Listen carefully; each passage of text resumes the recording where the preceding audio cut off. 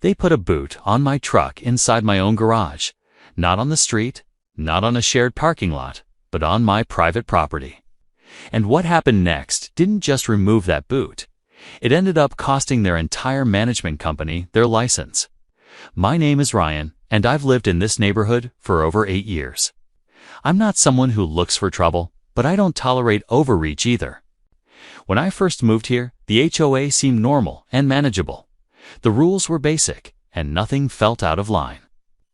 But over time, things started to shift in a way that didn't feel right. A new management company stepped in, and everything became stricter overnight. They began enforcing rules that made no sense to most residents. Parking restrictions, random inspections, and sudden fines became the new normal. I stayed compliant and avoided any unnecessary attention. I paid my dues, followed the rules, and kept things simple. Until one morning, they crossed a line they never should have. That was the moment everything changed. I walked into my garage with my coffee, ready to leave for work. But the moment I saw my truck, I stopped cold. A bright yellow boot was locked tightly onto my front wheel. It didn't make sense at first, and I thought it had to be a mistake. Then, I noticed the notice attached to it, and everything became real. It read, "Vehicle violation, unauthorized parking." I looked around my garage, trying to process what I was seeing. This was my property, my space, and my vehicle. There was no logical explanation for what they had done. That confusion quickly turned into frustration. I immediately pulled out my phone and started documenting everything. I took multiple photos from every possible angle. Something about the situation felt bigger than just a simple error. It felt like they had crossed into something serious. I called the HOA office, but no one answered my call.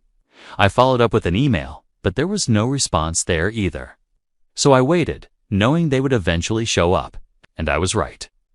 About 2 hours later, a white SUV pulled up outside my house. 2 men stepped out wearing HOA management badges. They walked toward my door with confidence, like they belonged there.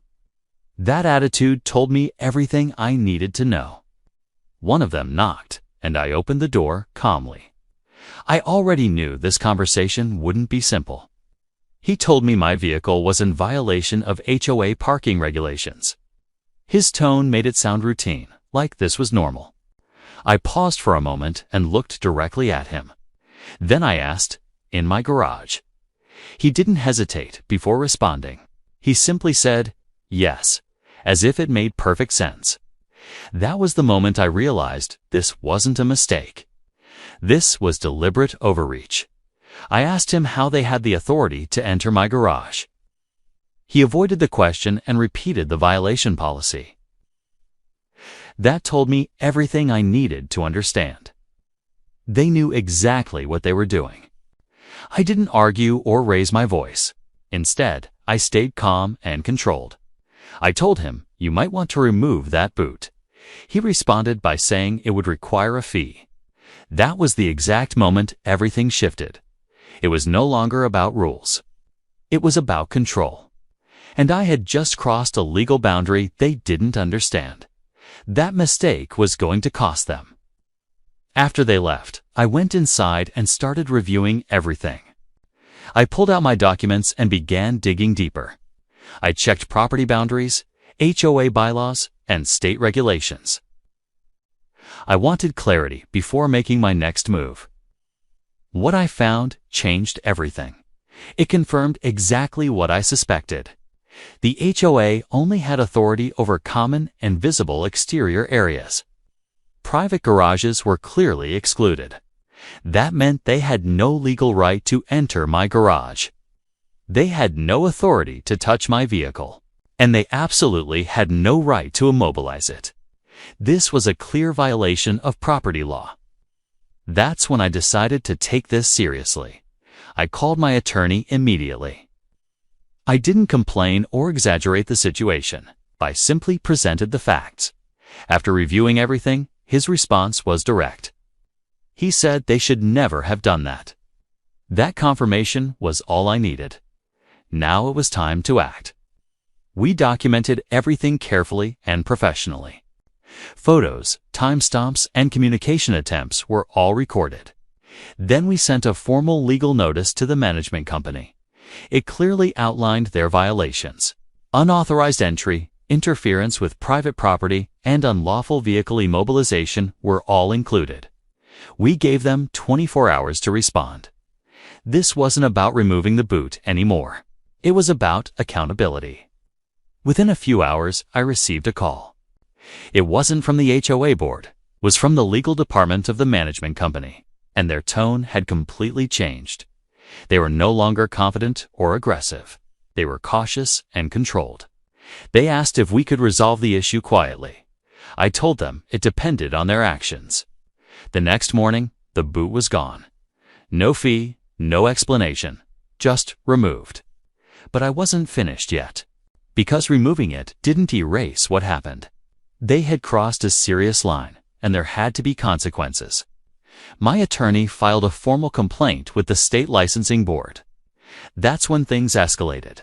An investigation was opened immediately. Records and past actions were reviewed. That's when the bigger picture came out. I wasn't the only one affected. There were multiple complaints against them. Similar patterns of overreach were uncovered. Unauthorized fines and illegal enforcement actions became part of the case. Now it was a pattern, not an incident. Weeks passed as the investigation continued. Then the update finally came. Their management license was under review, and the pressure was on them now. Not long after that, their license was suspended. It wasn't just because of me. That was the turning point. The same people who acted like they had power suddenly had none. The HOA board tried to distance themselves. Residents began asking questions and demanding answers. Meetings became tense and uncomfortable. The dynamic had completely shifted. Not because of conflict, but because of awareness. A few weeks later, a new management company was brought in. Everything changed after that. The tone became more respectful and reasonable. The rules suddenly made more sense. Funny how quickly things change when accountability shows up. That shift was noticeable to everyone. As for me, nothing really changed. I still park my truck in my garage every day. The same garage they thought they could control. The same space they tried to invade. But now, things are different. Now they don't even question it. Because they learned something important. Some lines should never be crossed. And when they are crossed, the consequences don't just fix the problem. They remove the power behind it completely. Thanks for watching, and don't forget to like and subscribe to Care and Conflict for more. See you next time.